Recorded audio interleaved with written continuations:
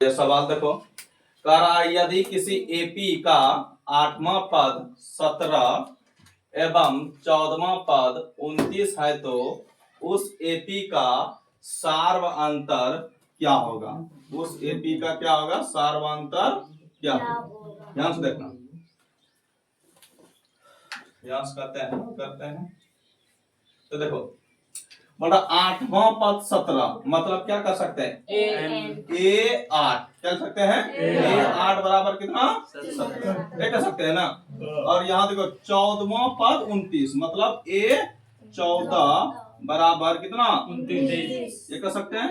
सूत्र लिखो, A N का सूत्र कितना है? क्या सूत्र होता है? ए प्लस एन माइनस डी बराबर 17। इसका यही सूत्र वही लिखेंगे। सूत्र क्या लिखा है? ए इंटू डी बराबर 29 कहेंगे। ध्यान से देखो, अब यहाँ मान बैठा सकते हैं हम लोग। ए का तो मान नहीं जानते अभी, ए का ए रहने दो। एन का मान कितना है? 8 माइनस 1 इंटू डी का डी रहने देंगे बराबर 17। अब देखो ए प्लस 8 में एक कितना? 7 डी बराबर कितना होगा? 17। समीकरण क्या कर सकते हैं इसको?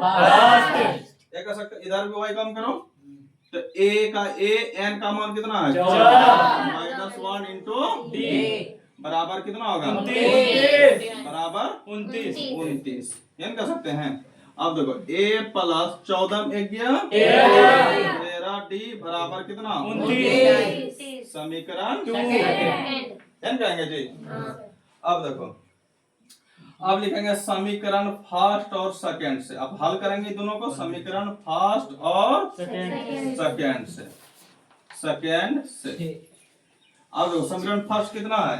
ए प्लस 7 डी बराबर कितना? 17। और सेकंड क्या है? ए प्लस कितना डी? 13 डी बराबर 19। सॉल्व करते हैं हम लोग। ये देखो ये दोनों बराबर है ना, खाली चिन्ह बदलना है। प्लस है तो माइनस, प्लस है तो माइनस, प्लस है तो माइनस, ये खत्म हो जाएगा। कितना बचेगा? 13 में 7 गया रे माइनस, बोलो रे माइनस 6 डी बराबर कितना? 29 में 17 गया, 29 में 17 गया, कितना बचेगा रे?